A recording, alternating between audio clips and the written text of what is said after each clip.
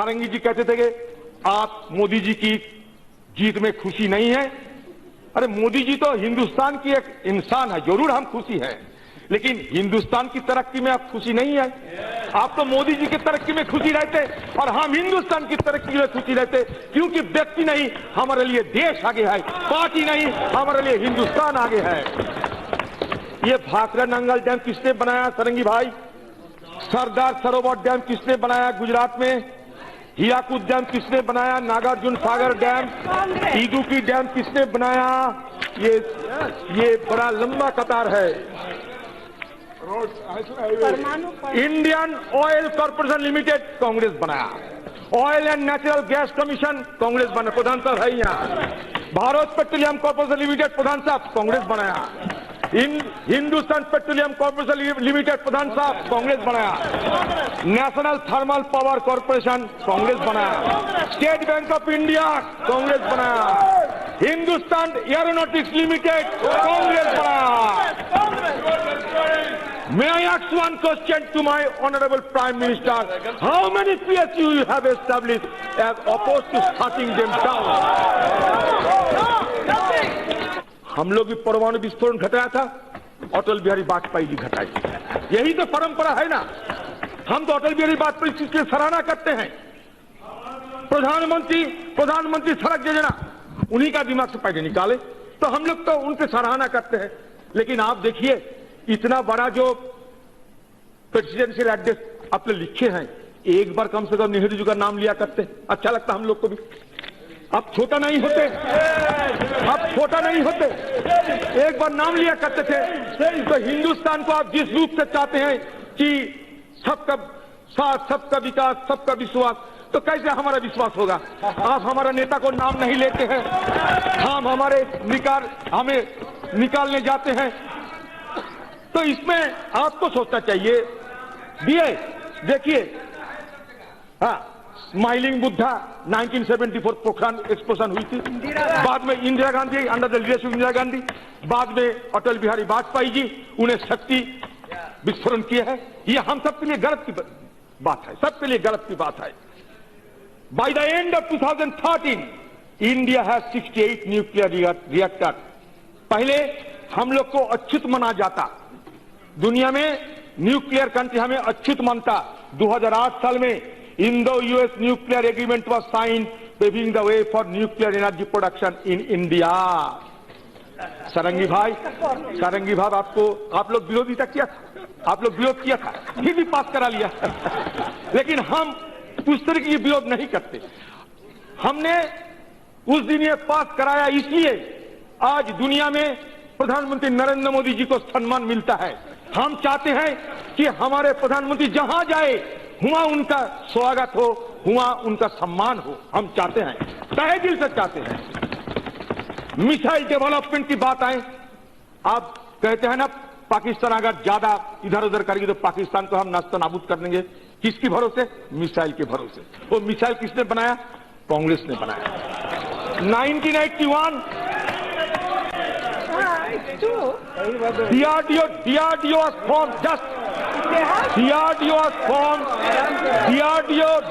was formed in 1958 under the aegis of then PM Jawaharlal Nehru with a vision to make India prosperous by establishing world-class science and technology base and provide our defense services a decisive edge.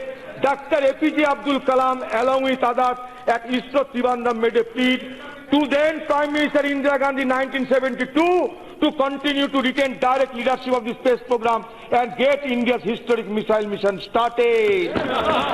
APJ Abdul Kalam is called the Missile Man of India for his outstanding contribution to the field. 1989, Agni 1, surface to surface range missile. 1999, Agni 2.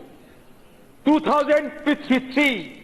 2001 BrahMos, 2006 PAD, 2013 Nirbhay, 2019 ASAT, 2019 EMISAT।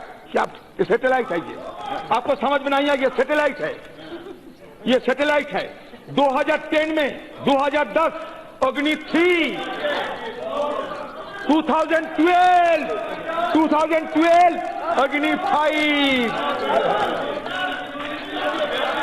अच्छा मोदी जी, मैं मोदी जी को पूछता हूं और सबको पूछता हूं, अगर कांग्रेस की जमाने में इस तरीके की स्पेस टेक्नोलॉजी का काम अगर नहीं होता तो आज मोदी जी चंद्रयान की सोच कर सकते? बोलिए। तो मतलब क्या है? कांग्रेस बनाया, उसके ऊपर आप बना रहे हो। मोदी जी चाहता है कि 2047 तक रहे, वो ठीक है, आप रह सकते, उसके बाद तो कोई बनाएगा नहीं। 2047 साल तक हम छुट्टी नहीं रहो, उसके बाद तो कोई नया आएगा। तो आज 2047 साल तक आपने जो काम करेगा उसी के ऊपर किसी दूसरे ने करेगा। तो यही तो हमारा सिलसिला है। तो इसमें ये वार ऑफ क्रेडिट क्यों लेना चाहते हैं आप? ये सराहना की वार क्यों करते हैं आप? यही तो मुझे बुरा लगता है। ये एजुकेशन की बात करें आप, एजुकेशन में देखिए, at independent India literacy rate was polity 12.2%, which increased to 71.96% by 2013-14। हाँ, पार्लियामेंट एलिमेंट्री एजुकेशन को फंडामेंटल राइट दिया, उसके पीछे अटल बिहारी वाजपेयी का बड़ा देन है, मानता हूं। मैं उस समय पार्लियामेंट में थे ना। Mid day meal has been started in school since 1995। There were only 27 universities in 1950 and 51, which has been increased to 821 in 2013-14। तो हम लोग कुछ नहीं किया, आप बताओ। टेलीकॉम रेवोल्यूशन हो तो जानते हैं, ये हिंदुस्तान में आज टेलीकॉम रेवोल्यूशन की चलते हम आज दुनिया में हम आज किसी खतरे से मुकाबला करने में सक्षम होती है। जब टेलीकॉम की बात आते तो राहुल जी की बात आ जाती, राजीव गांधी जी की बात आ जाती। बस एक ही है, उनका पिता है, ज्यादा तो गलती नहीं किया ना, उनका पिता ही तो है। राहुल जी के इसके ऊपर बड़ा दिलचस्पी है, इसलिए कह रहा हूं। तो आज फोर्थ इंडस्ट्रियल रेवोल्यूशन होने वाला है, मतलब टेक्नोलॉजिकल रेवोल्यूशन। पहले स्टीम के जरिए फर्स्ट रेवोल्यूशन, साइंस के जरिए सेकेंड रेवोल्यूशन, डिजिटल के लिए थर्ड रेवोल्यूशन, अभी टेक्नोलॉजी के लिए फोर्थ इंडस्ट्रियल रेवोल्यूशन। अगर राजीव जी नहीं होते तो इस तरीके के हम रेवोल्यूशन करना पाते? आप बोलो। आज आर्टिफिशियल इंटेलिजेंस, रोबोटिक्स, आज की जो जमाना आ रहे हैं, मैं तो प्रधानमंत्री जी को यह सजेस्ट करूंगा कि 5G की जमाना आ रहे हैं, हमारे नौजवानों को 5G की ट्रेनिंग आप दो। 5G की ट्रेनिंग अगर उन लोग को ना मिले तो हमारा जो डेमोग्राफिक डिविडेंड है, यूथ जनरेशन है, वो काम नहीं मिलेगा।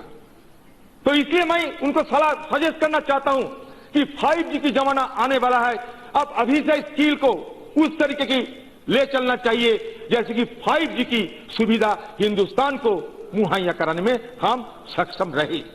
तो ये सारे टेलीकॉम रेवोल्यूशन किसने किया? राजीव गांधी, जिनको कहा जाता कि digital man of India, computer man of India. तो इस तरीके के हम लोग हमारे देश के लिए काम किए हैं, और आप लोगों को अच्छा नहीं लगता तो ये हमारे लिए बहुत चिंता के विषय है। देखिए, मनरेगा किसने चालू किया? Congress. Right to information act किसने चालू किया? कांग्रेस। राइट टू एजुकेशन किसने चालू किया? कांग्रेस। लैंड एक्विजिशन एक्ट किसने चालू किया? कांग्रेस। फूड सिक्योरिटी एक्ट, मैं मैडम सोनिया गांधी जी को सराहना करूंगा। ये फूड सिक्योरिटी एक्ट जिसकी जिक्र कर रहे थे मेरा बहन जी, ये फूड सिक्योरिटी एक्ट उस समय मैडम की नेतृत्व में हुई थी। उन्होंने हमारा सरकार को राइट टू एजुकेशन, हमारे सरकार को उन्हें नसीहत दिया कि इस तरीके की कानून लाना चाहिए। फॉरेस्ट राइट्स एक्ट किसकी जमाने में? कांग्रेस की जमाने में। राइट टू इन्फॉर्मेशन बोल दें madam. Lokpal act, agriculture debt waiver and debt relief scheme, वो भी कांग्रेस की जमाने में। तो मैं आपको ज्यादा नहीं कहूंगा, एक छोटा सा बात सुन लीजिए, सारंगी को सुविधा होगी कि Modi government has renamed 19 out of 23 Congress schemes. हाँ, बेसिक सेविंग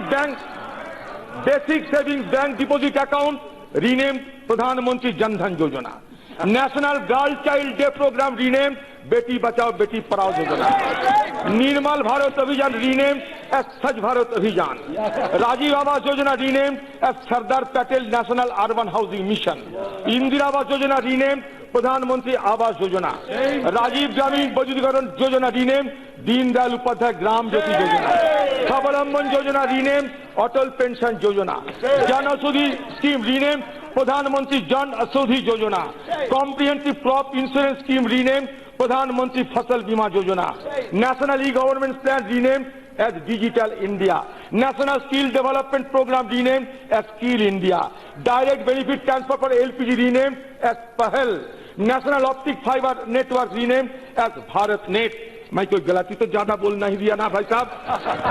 तो इसलिए हम लोग को क्या देखने को मिलता है, ये सरकार एक नया किस्म के एक सिंड्रोम चालू कर दिया। दिस सरकार has developed a new syndrome which may be called a political plagiarism.